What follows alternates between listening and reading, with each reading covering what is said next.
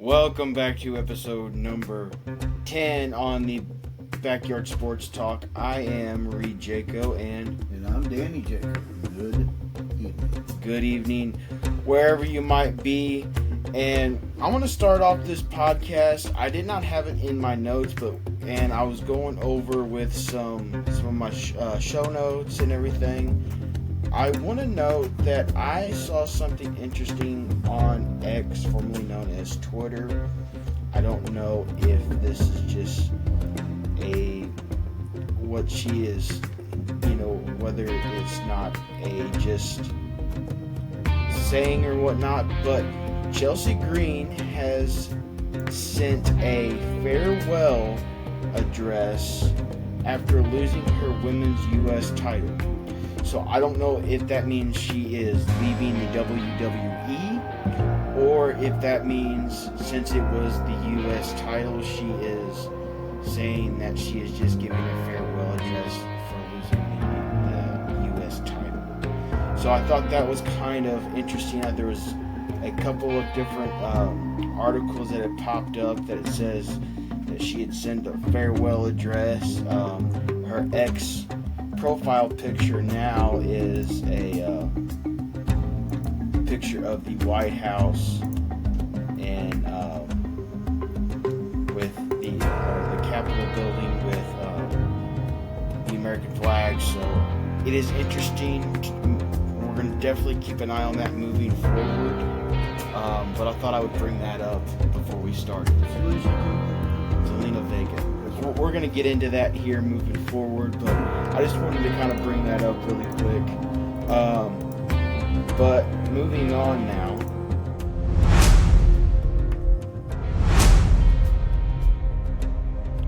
So, Raw started off, the Raw after WrestleMania started off.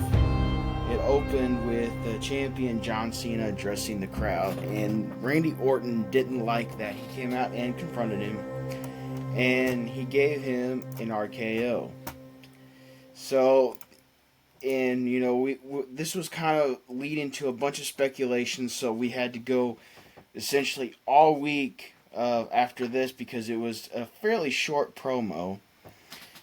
Cena comes out there being the heel Cena he is, and trash talking and all this fun stuff. And then comes SmackDown.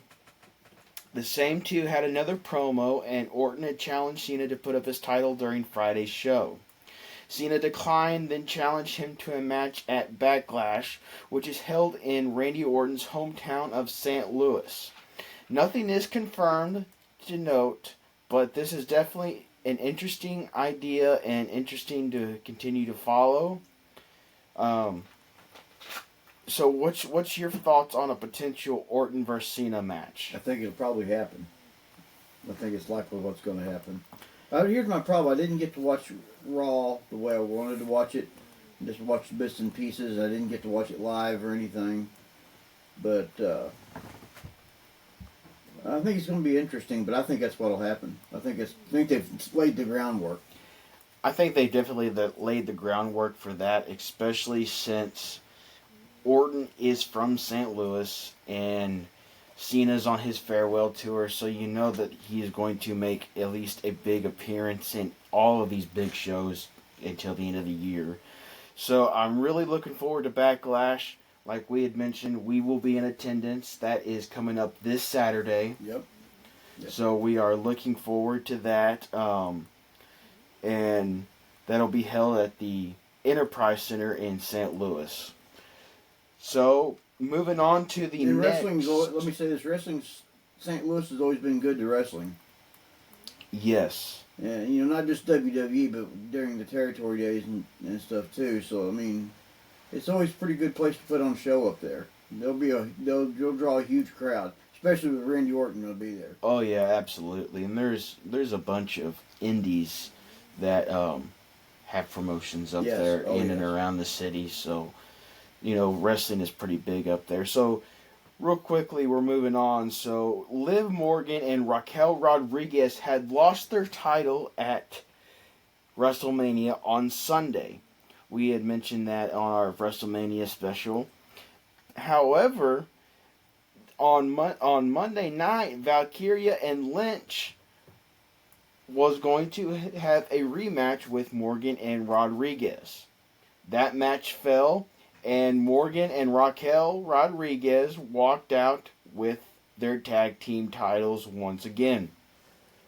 But once the match was over, something happened that I did not think would happen.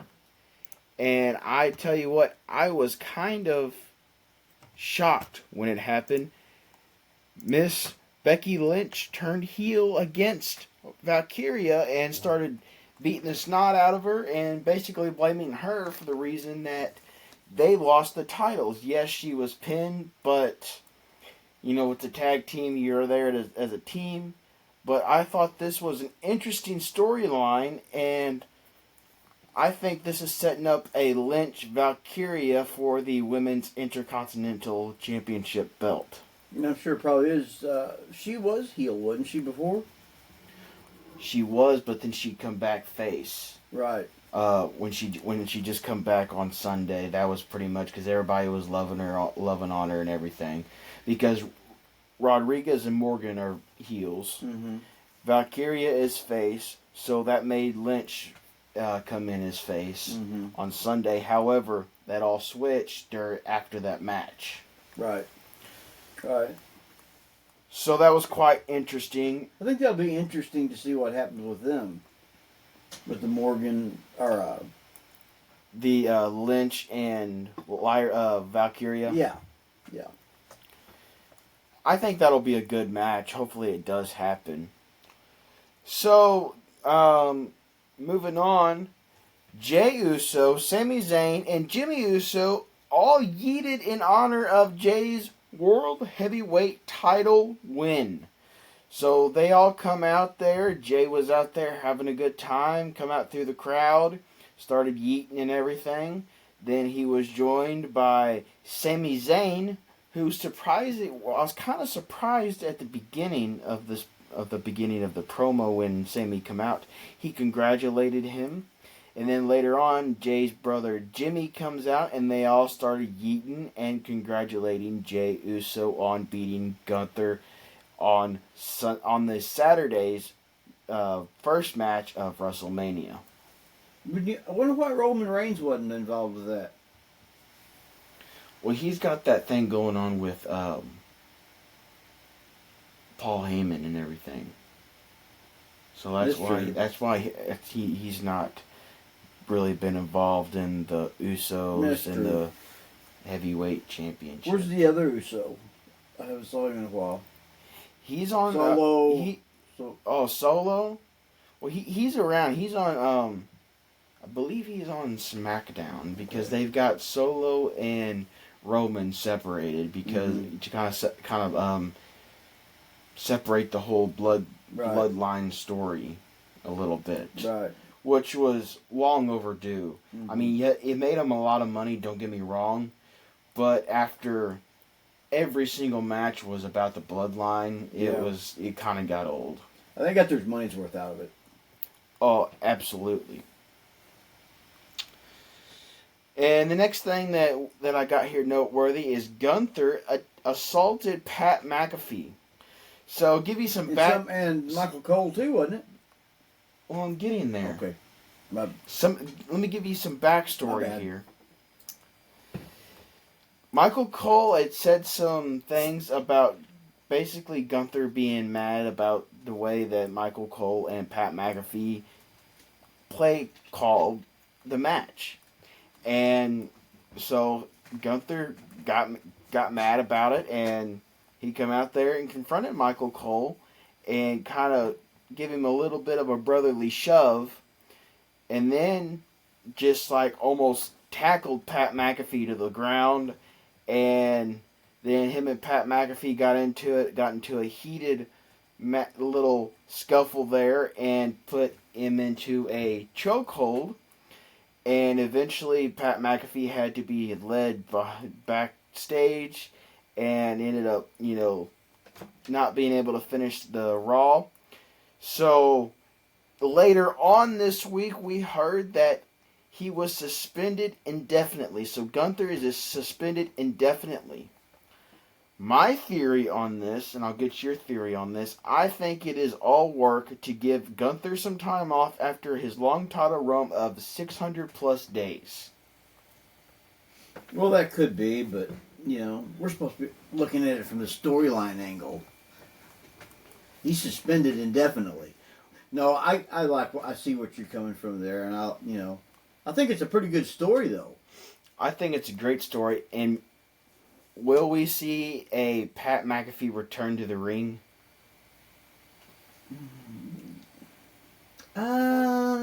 Because SummerSlam's a 2-night event now. That'd be a heck of a match for SummerSlam. I don't know, maybe, but, it ain't going to last long. It'd be up him against Gunther. Yeah. Yeah, it wouldn't last long. But, I don't know, maybe. I wouldn't put anything past old Pat McAfee. Yeah, but come on, you're talking Gunther. One of the top of the line in WWE. Yeah, I will give you that. He is top of the line. So, Dirty Dominic Mysterio had to defend his Intercontinental Championship for the first time on Monday night to one of the ones that he ended up facing in the Fatal 4-Way, Penta. He ended up winning that match and retaining the Intercontinental Champion. So the Judgment Day was super excited after Raw was over with because they all walked out, Dominic, Liv, and Raquel, with gold. And so this one here kind of surprised me. Braun Breaker is actually going to be aligned with Seth Rollins and Paul Heyman. So he come out to... So they announced that on there? Well, it was pretty obvious after watching... Did you watch the match? No. Oh, well, you needed to watch it because... Heard about it, but I didn't watch so it. Seth, Punk, and Roman were out there. They were kind of going back at each other.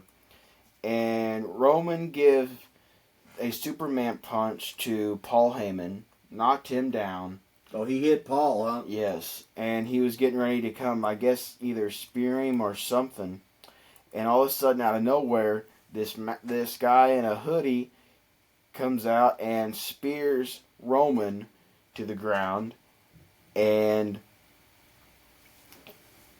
then he takes off his hoodie and it ends up being Braun Breaker. And he proceeds to drag Roman out of the ring and slam him into the side walls a couple of times. So my question to you is, what does this mean moving forward to the former champions? No, I don't really see exactly where they're going to with that, though. Do you? I don't exactly. Well, it's definitely interesting. So I think they're definitely trying to get Braun Breaker over. Yo, no question. For sure. And he's getting there. He's coming along. So, and I think maybe this was the way to get him with Paul Heyman. Get him with the most popular people in the company. Right. So it's really interesting to see. Paul will get him over big time. For sure. For sure. I'm really excited to see that. So, and then in NXT,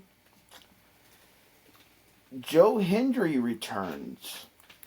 Hendry and Femi threw out a good old Trick Williams, and Hendry wants a match with Oba Femi. So, those of you who don't know, who don't keep up with NXT, I actually watched NXT this week, and I thought it was kind of interesting, where we see the TNA champion Joe Hendry return to TNA, or return to NXT, rather. What's he doing there? Well, you see that TNA and WWE have that partnership now, so they can share wrestlers. So that's kind of what they're doing. I personally didn't feel like they treated Joe Hendry right at WrestleMania. Now he's probably getting the biggest paycheck of his life right now for being on the card at WrestleMania, money wise. You know what I'm saying? Right, but money-wise, he's taken care of. But I'm not. They made him look kind of bad. They made him look weak. yes. However, I mean, Randy Orton couldn't lose though,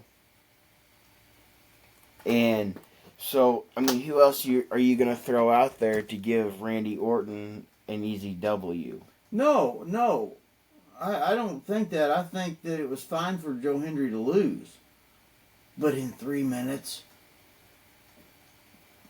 It was 5. No, it was 3 minutes. Are you sure about that? Yes, it was 3 minutes. Okay.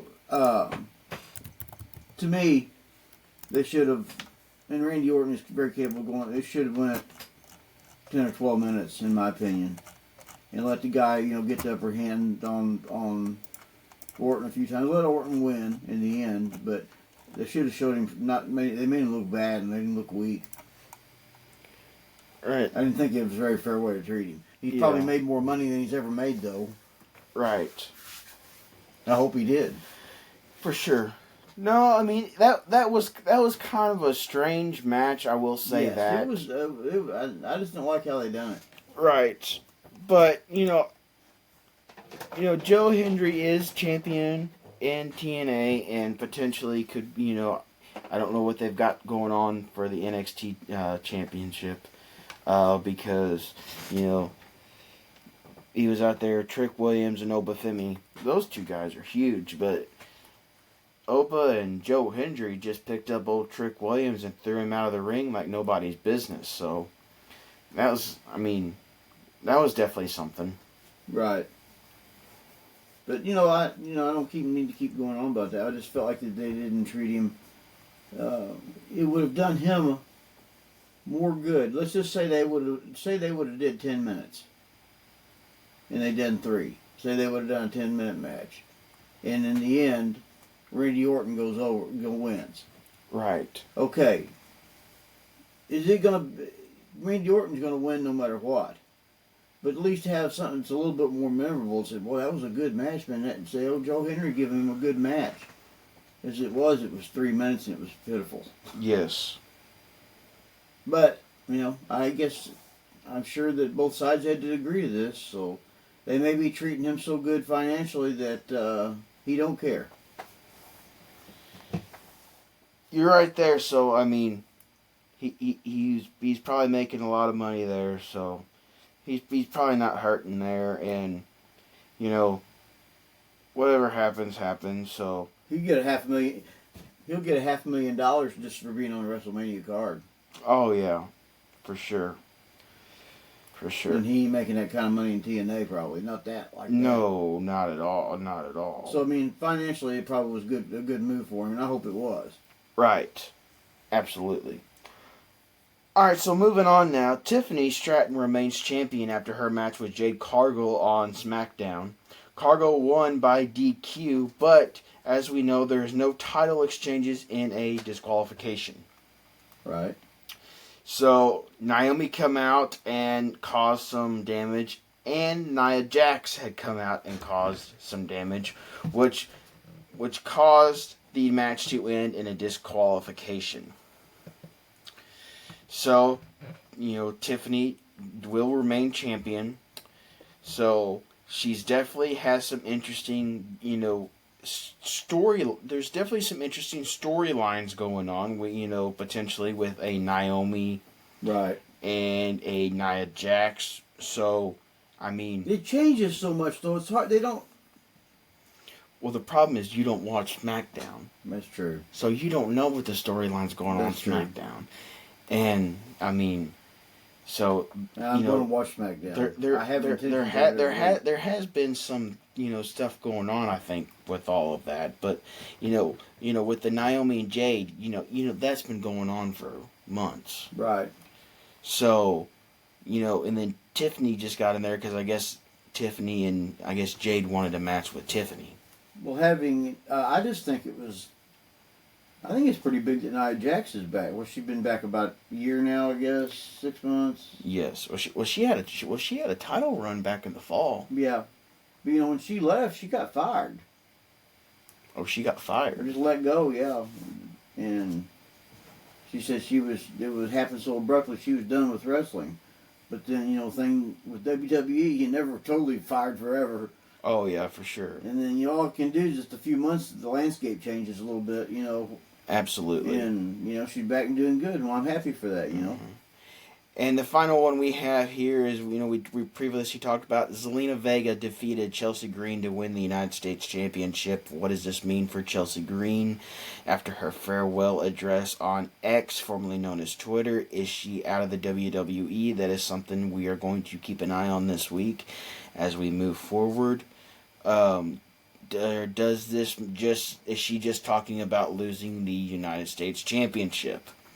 That's definitely something to keep in mind as we move forward. She is a SmackDown talent, so we're going to have to keep an eye on that on SmackDown. So you're probably going to need to watch SmackDown this week, Pops. Right. And will they do an update like on Raw for something that happened on? No, not really. I mean, maybe just a little bit. They'll probably have the Cena and Orton, but I mean, they won't have anything what she posted on X. Right. They usually don't announce who's been dropped, do they, on TV? No. So they, if she's been dropped or anything, they won't announce it. No, they won't. We'll have to figure it out on our own. You can go onto their website and see who's currently, and if they've got it up to date, would have her name removed if they fired her. Right. We're gonna have to do some research on that. But speaking of firings, we did have two major returns to WWE this week: Rusev on Raw and Aleister Black on SmackDown. And in fact, next Friday night, Aleister Black will have a match with The Miz. Oh, I haven't seen much of him lately. He wasn't involved in WrestleMania, was he? The Miz. No. I think he's really took a step back over the last couple of years. Yeah, he does. He has to do something that WWE really likes because they've had him a long time. For sure. I think he gives them that little bit of entertainment there. Yeah. Like when they used to do that, the Miz TV. The and Miz all TV. That was kind of silly if you ask me, but I mean, it sold. Yep. Well, I think we're going to be moving on now. We're going to go on. So, Cam Ward went number 1 overall to Tennessee, to the Tennessee Titans in this year's draft last week. And it was a really good draft for a lot of different teams. I got a couple of different teams we will note moving forward, but I wanted to note the number 1 overall pick. I didn't have the top 10, the first round listed because we would be here all night talking about each individual player. But I wanted to mention Cam Ward. He is going first overall to Tennessee. And it's going to be, I think, a pretty good match for them. He played in Miami last year with the Hurricanes. And the stats I have on him from last year, he played in WSU previously. Last year he had 305 completions out of 454 attempts. His completion rate was 67.2%. He threw for 4,313 yards, 39 touchdowns, 7 interceptions, and sacked only 22 times. So, I mean, I think that's a pretty good start for them. Absolutely. So they've got at least a basis to start on. So I'm happy for them. So we'll see how that goes. Talk to us about the Steelers. So the Steelers, interesting, they did not take a quarterback very high. The only quarterback they took was a 6th-rounder in Will Howard. This is the most press that the Steelers have gotten forever, isn't it? So, what does this mean for the Steelers? Does this mean that Rodgers ends up in Pittsburgh because, we've seen several things going on here. And I don't know what happened to my quote. I had a quote here from the Steelers. Oh, here it is. So the Steelers again pass on a quarterback, may get word soon on Aaron Rodgers. This is what Rooney said. Rooney said, we did not really factor whether Aaron is coming into that. If we draft a quarterback, and we still might, probably not someone who's going to start for us this year. So that's what he said prior to the draft. So this means, that they're still going to have a starter. And it's but, that sound of it, Howard is not going to be the starter this year. Mm-mm. Potentially next year. See, that's the way. But they need to have a starter. That's the old school way of doing quarterbacks too. But they need to have a starter. I think we know who this year. It's going to be Aaron Rodgers. I will be so shocked if it's not. To say that that's something that I'm wrong on. But here's the thing, though. I want credit for that because I've been preaching that since we've started this podcast, and you denied it from the beginning. Well, I was wrong. Yes, you did. I'll give you that. You did, and I think that, I think that's what'll happen.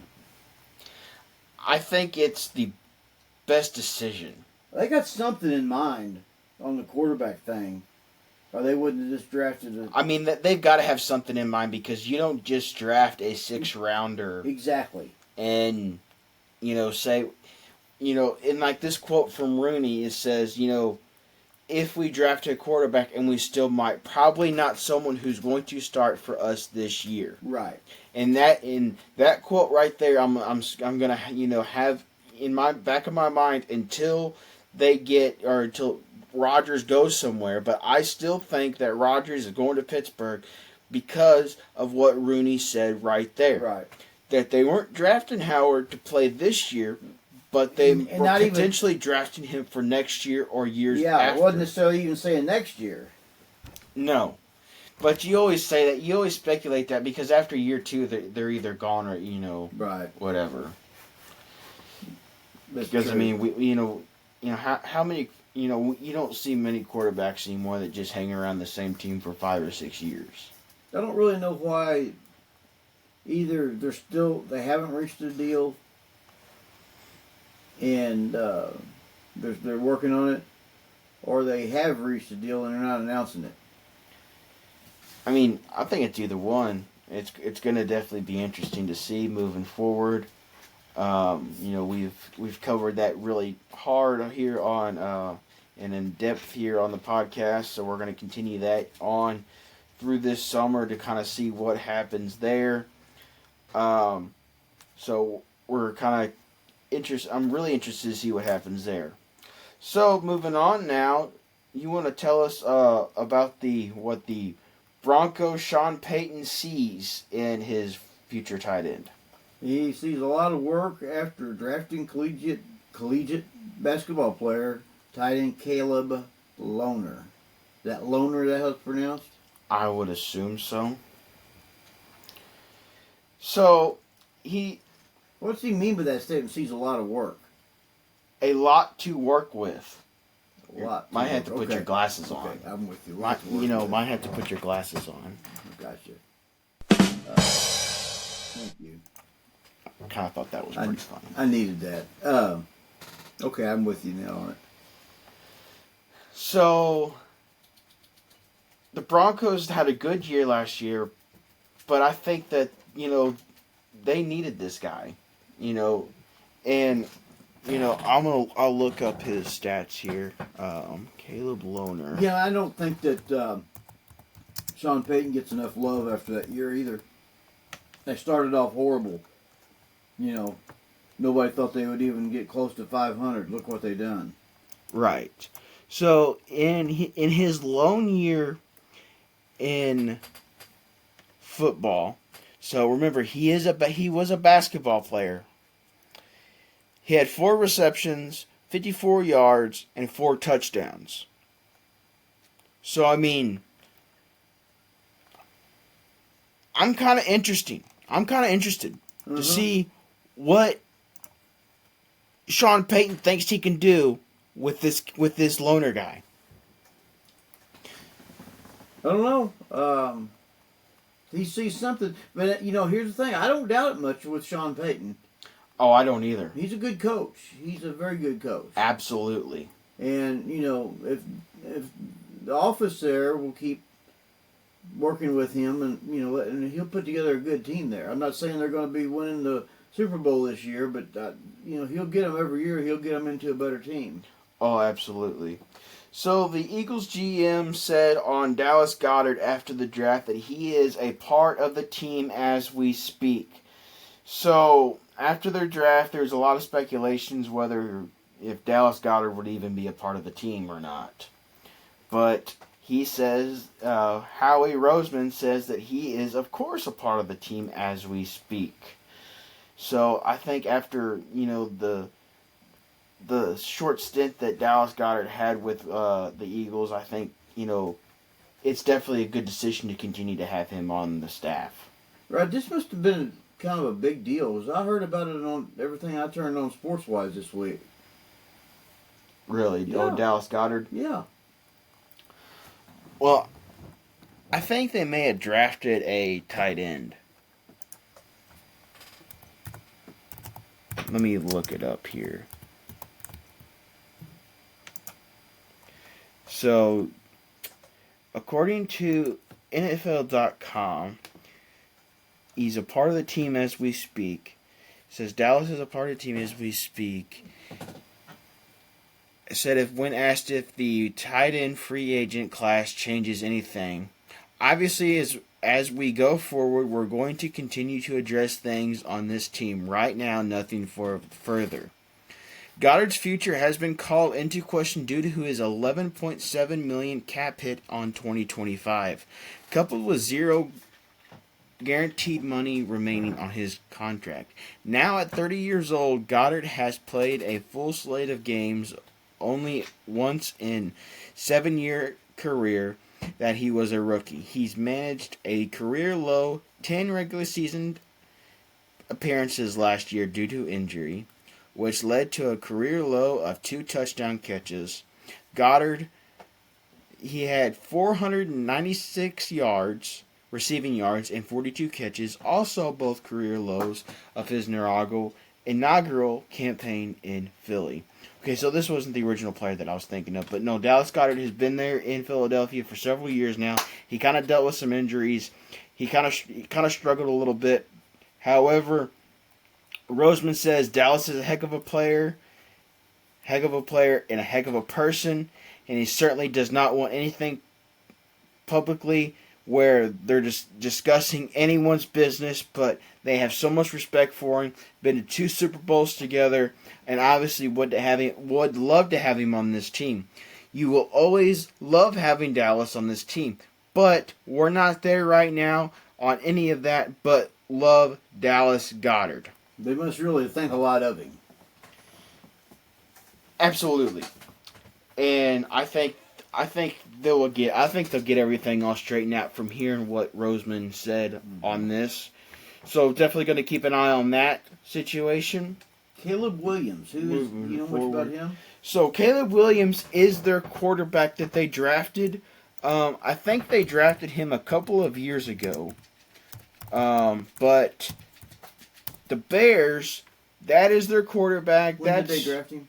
That's who they're. So I think they drafted him in 24. So that'd have been last year. So he's had 1 year in the league, and his 1 year in the league, he was a 62.5 completion rate. He threw for 3,500 yards.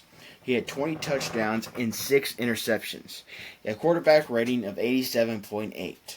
So the Chicago Bears' main target in this draft was to plan around Caleb Williams. Right. At 23 years old, they plan on having him for another 7, 8 plus years, so that they needed to form a plan around him.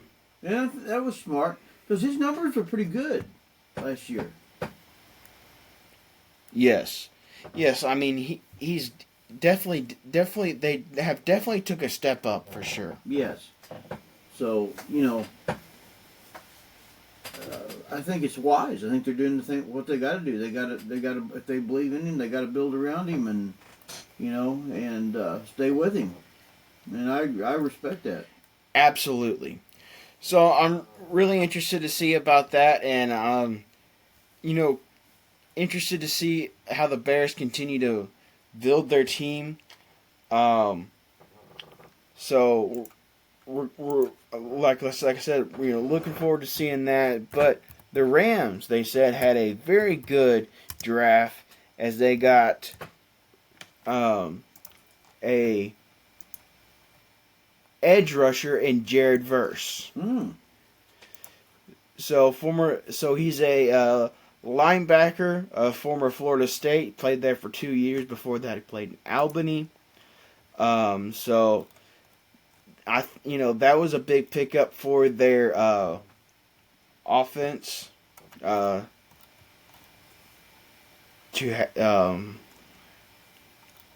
get back. So he was there last year. So no, yes. So he played there last year. So I'm guessing this means had a good draft. So drafting edge. So since they've drafted Jared Verse, that they've had some good things since then. So everything's kind of getting together there. They just need just a couple players to make them totally a different team. Absolutely. They really came on strong. You remember the second half of the season. Oh yeah, I mean, shoot. Now, people was they thought there was a chance that they would beat. Well, I thought they would beat Philadelphia in a heartbeat. Who was it that was Detroit? Remember when they played Detroit? Mm-hmm. They thought there was a chance that they would beat Detroit. Right. Well, I mean, they come pretty close to it. Yes. And, I mean, I'll give them this. They beat Minnesota. Mm-hmm. I mean, they sure of course, that game was in a neutral site. And, I mean, initially you thought I was crazy when I said, I think the Rams can win this game because that was in the heart of the Fires. And I'm like, I think they can win this game. And that's when I really started paying attention to them. After you said that, and you're right, they were on fire. I'm not trying to be. No pun intended. No pun intended. No. We're not trying to get us taken down here. So that was definitely no pun intended. All our thoughts and prayers to everybody who was involved in that last year. So absolutely. With that. So moving forward, the Chargers, I'd look to upgrade their offense, and I think that they done so. Let me see if I can pull up their draft list. So they hit for a redundant showing in the 2025 draft. They were looking to upgrade their offense. They had just signed Najee Harris this offseason. And they agreed to turn with some undrafted free agents, so they had they got some good get there now. They had got Branson Taylor, and once I get this pulled up here, I'm going to read. This is from the Chargers.com. So a couple of things from the Chargers.com and the key takeaways from Eric Smith. This all credit goes to him. Offense is the focus. In the perfect world, the NFL would come with a different balanced class when it blend both offensive and defensive players. The Chargers ended up with Saturday evening, but they were used all four of their first picks on offensive players. They went and got Omarion Hampton, Trey Harris, Kendra Lambert-Smith, and tight end Orlando Gadsden II. So That was their big grade. Well, he's building that offense up, isn't he? They were definitely trying to build the offense up. And then their next spot of getting everything going was the O-line. So they ended up drafting Branson Taylor, and then that would be able to mix with a couple of their current O-line players. And then they also had a steal with Kyle Kennard in the first round, so they got a good edge rusher there, and Smith feels like that was a steal in the fourth round, and they also got some help on the special teams. They drafted, they got some, with the Kennard, Lambert Smith, and then safeties R.J. McGinn and Bridges. So they definitely, you could tell that the offense was their focus. And watching them last year, in the first game that they played in the postseason was against Houston. They ended up losing to Houston. Their offense really struggled, and you could tell that they needed more weapons. But they still come on pretty strong. Yeah, they did come on pretty strong, but when it matters most, that's true. They kind of fell. You know what I'm saying? Right. But he was his first year there, and I think you're going to really see them become a serious team. Absolutely. All right, so moving on. You want to go over the UFL scores for us? Yes, let me get to the right page. Okay, this weekend's UFO, the Showboats beat the Stallions 24-20. That was a close game. The Battlehawks beat the Panthers 32-27. That's the game we were at, and it was a very good game. And it kept you very interested. The Defenders beat the Renegades 37-33, and the Roughnecks beat the Brahmas 27-3. Now, every one of those games, besides that last one, were very close. Did you see that? Between the Showboats and the Stallions, and there's all of yes. I watched a few minutes of the. I watched a little bit of the Defenders and Renegades today, and that was a good game. But if you look at this I thought this was interesting. Between the Showboats and Stallions, there was 4 points difference. Between the Battlehawks and the Panthers, there was 5 points difference. Between the Defenders and the Renegades, there was 4 points difference. Yeah. And I thought that was pretty close games. Mm-hmm. The last one was not, but... Right. The Roughnecks really put it to the Brahmas, but the Brahmas aren't really that good. Right. I mean, as I'm getting ready to go through the updated standings here, but they're 1-4. So the current standings in the XFL conference is the DC Defenders is 4-1. The Arlington Renegades are 3-2. The St. Louis Battlehawks are 3-2, and the San Antonio Brahmas are 1-4. In the USFL conference, the Birmingham Stallions are 3-2. The Michigan Panthers are 3-2, and the Houston Roughnecks are 2-3. Rounding out with Memphis, the Memphis Showboats are 1-4. So went over that the conference there, the leagues, and everything. The Showboats, did they win their first game then? That would have been their first win today. Yeah, that would. Yes, but no. Real quick, sorry, I was doing something on the backside of the podcast, but no, we went to the Battlehawks game against the Panthers, and it was a spectacular atmosphere. St. Louis is hungry for football. It was obvious as soon as we got to the city and got to downtown. And when we got there, everybody was so nice, super nice. You know, they were all just genuine football fans. And, you know, I had heard so many rumors about the old dome in St. Louis, but I did not think it was as bad as I thought it, as I'd heard it was. I heard it was disgusting inside. I heard, you know, you couldn't do hardly anything in there because it was so bad, but I didn't think it was that bad. And I think that was the Rams organization that got a lot of that stuff stirred up. So I was doing some research while we were there, between quarters and the halftime and stuff, that after Stan Kroenke paid the city, they updated the lighting system. They put all new LED lights, as well as they ripped up that old turf and put new turf down. Yes, it looks good too. It looks fabulous in there.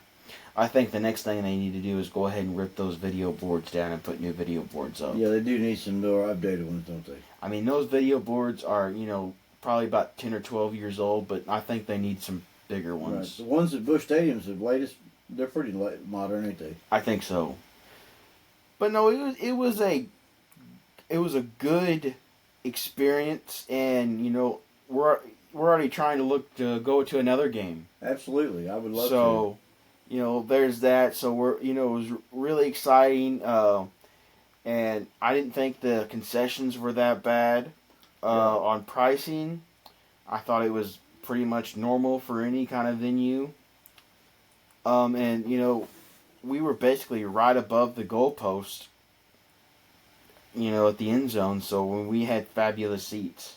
You know, it still kind of bothers me that people want to make up rumors about the dome being in so bad a shape. I mean, looking on the concourse side, you know, I guess you can call that a concourse, but on the inside, you can tell it was built in the 90s. You can tell it was built in the 90s, but I mean, all they would have to do is if a team really wanted to go in there is really put some legwork in, and I mean they could do some heavy duty renovating and they could make that stadium really good again. Yes, very much. And I think the seating capacity is enough. It's got seating capacity is wonderful. I think the thing with Kroenke is he didn't want to do anything because he wanted to leave. He wanted that big LA money. He knew there's going to be more money in the long run. I'm sure there is, but I think because I mean, it was obvious he didn't because you know St. Louis was trying to get him to build. You know they were going to build a new stadium out by the river, and that ended up falling through. But it was obvious that he didn't try very hard because they wanted to keep their team. Absolutely. And he wasn't having. He wanted to go. He wanted to take it back to L.A. Absolutely. He knew that's where the big money was at, and he's probably right.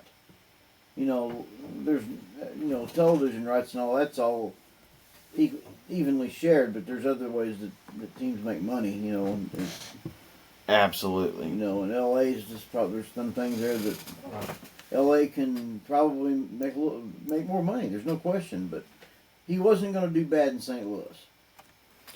No, he wasn't. So the official attendance, according to a guy on X, of course, I don't fully. There's not a lot of people that fully believed it, but I can kind of see it. But was 30,406 people. So there's some people didn't believe that? There were some people that said that they did not believe that there was over 25,000 people there. I, on the other hand, do not believe that there was only 25,000 people there. I think that 30,000 is probably an accurate mark. I think it's probably not the paid one. It probably wasn't that many people paid to get in. That would probably be everybody that was there. Probably. The players, coaches, staff, anything that's in the building. Yeah, probably. Yeah, that might be it. 25. There might have been 25,000 that paid. Yeah. So I mean, of course, in the last game that St. Louis had, they played forget where they played. I think maybe in San Antonio or somewhere. They only had 9,000 people there. So St. Louis is definitely the big money maker. Yes, I think every week hasn't St. Louis won, the attendance. Yes. And this sounds like maybe was a little bit one of their lighter games, and I wouldn't have thought so on a Saturday, but maybe not. Maybe it's about that. I think that's about their average crowd. About their average crowd. Yes. And I think it also makes a difference. I don't know if they schedule it to kind of match where, make sure that the Cardinals aren't playing at the same time, or the soccer team isn't playing at the same time, or Blues season's coming to an end, so it's getting ready to be playoff time. So, there's definitely a lot of factors that go into that 30,000 number in that city. But no, definitely the crowd was definitely electric, and looking at that dome, and I mean, it can't be much better than, say, like a Rogers Center in Toronto, Canada. WWE probably should have had Backlash there. What's that? Well, because it holds 67,000 people. Oh, does it? Okay. There's a lot of people. If you can... And, like we said, that wrestling has always been big in St. Louis. And, they drew 70,000 for Royal Rumble in Indianapolis. Mm-hmm. I mean, I think, John Cena and Randy Orton headliner, I think that they would have probably been better off to do the show there at the Dome. That's what I said. They could have probably done Backlash there at the Dome, being in the Dome. That's what I just said. I know. That's what I'm saying. They probably could have. Yes. Though. I agree with you. Yes. No, I because that's what me and my buddies were talking about today. Because, they were asking me how I liked the the Dome and everything, and I was telling them a little bit about it, and I'm like, that's probably where Backlash should have been. Yeah. Yeah, it probably should have been, but maybe they're a little bit afraid of a lot of empty seats. Right, but like I said, 70,000 for a Royal Rumble in Indianapolis. Yeah, that was big. That's probably their biggest Royal Rumble ever, wasn't it? That was the biggest Royal Rumble ever. It was a good one too.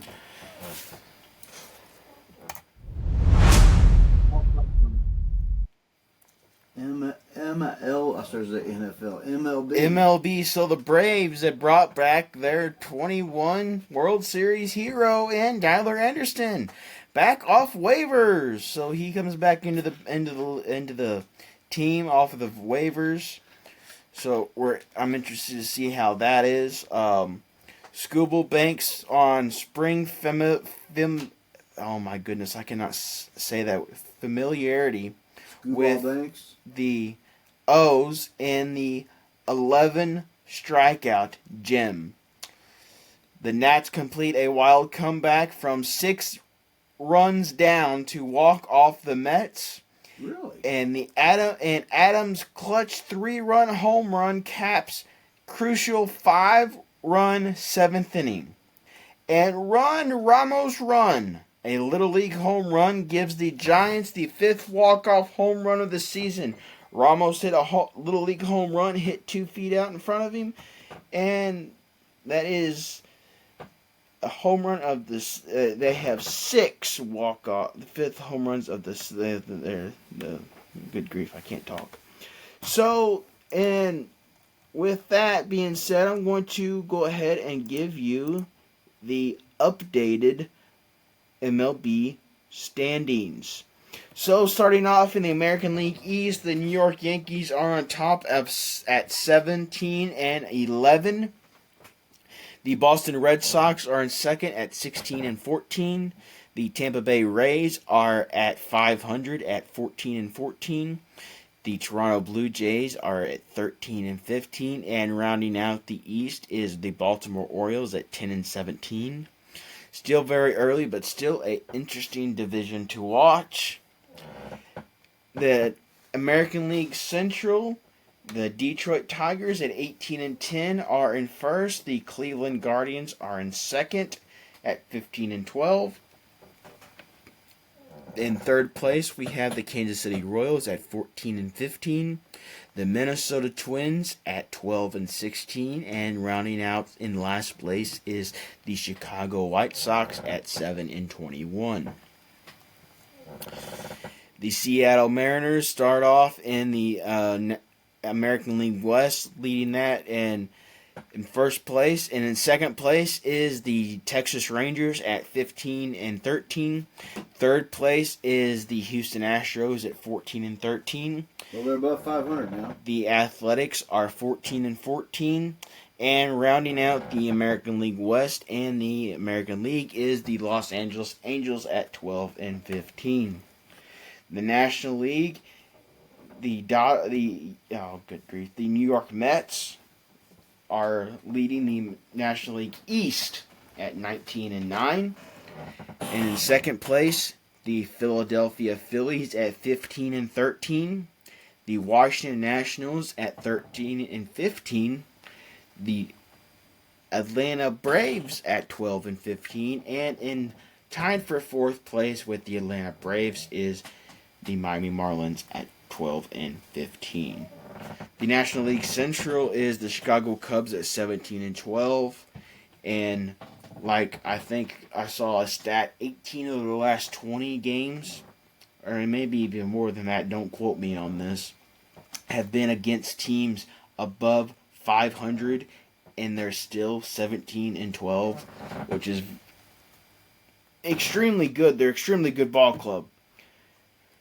In second place is the Cincinnati Reds at 15-13, and in third place is the Milwaukee Brewers at 14-15. Fourth place is the St. Louis Cardinals at 12-16, and rounding out the list is Pittsburgh Pirates at 11-18.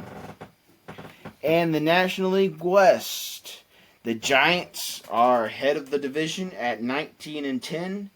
The Los Angeles Dodgers at 18-10. The San Diego Padres are third with 17-11. And the Arizona Diamondbacks are 15-13. And rounding out the National League West and the National League as a whole as the Colorado Rockies at 4-13. Wow. What'd you say the Chicago White Sox are? 7-21. Were they kind of expected to be a good team this year? No. I thought something had happened and they were looked at to be. No, they was hopeful about them. They lost 120 some games last year. No, they need to sell that team, or just fold. They're going to lose 100 games this year if they don't slow down.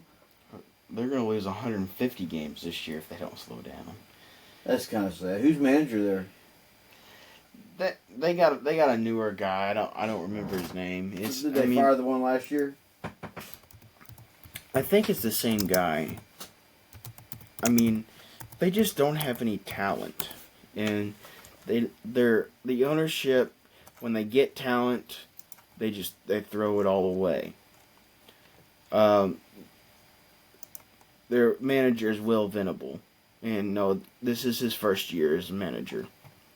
So, I mean, I like Will Venable, but the Rensdale family has not done well with that organization, if you ask me. No, horrible. Because, I mean, since 2005, they've only had, I think, 2 playoff appearances since 2005. That's about right. It's kind of been a sad organization the way it's been ran. So, okay, no, I take that back. They've had 3 since 2005. Why are you whispering? I don't know. They've had three since 2005. They've had 3 since 2005. It was 2005, 2008, 2021, and then 2020 was the wild card. Okay. But they've not got anywhere. But they've not got. But here's the thing, though. I think his biggest thing is he's putting everything into the Bulls. Mm-hmm. And Does he own both? He owns both. But I mean, you've got to put money into both, man. Yeah. I mean, this team here exists too. I mean, listen to this stat. From 1901 to 2024, the White Sox had an overall win-loss record of 9,599 to 9,628. That is a 499 win-loss average. It's over 100 years, and you're not even over 500 in the last 100 years. Yeah, that's bad. That is terrible. Even the Cubs have had some better winning seasons. Oh, than yeah. that. Yeah, absolutely. It's a disgrace, is what it is. They're making money with the team, though. Guarantee it. Who's showing up? I'm not going.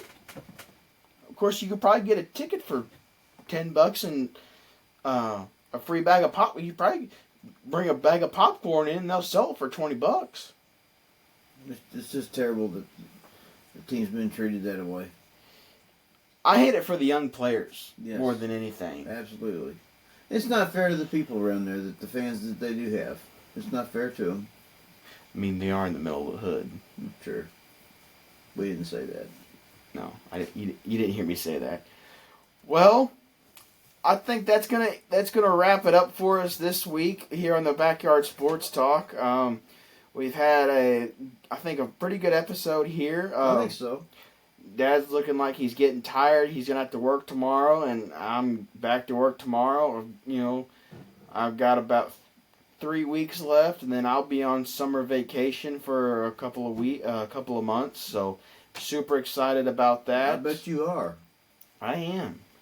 I'll be doing some odds and end things around the house, doing Then do the podcast. doing the podcasts, and I'm gonna do a little bit of coaching. So I'm not just gonna be sitting around doing nothing. I understand that.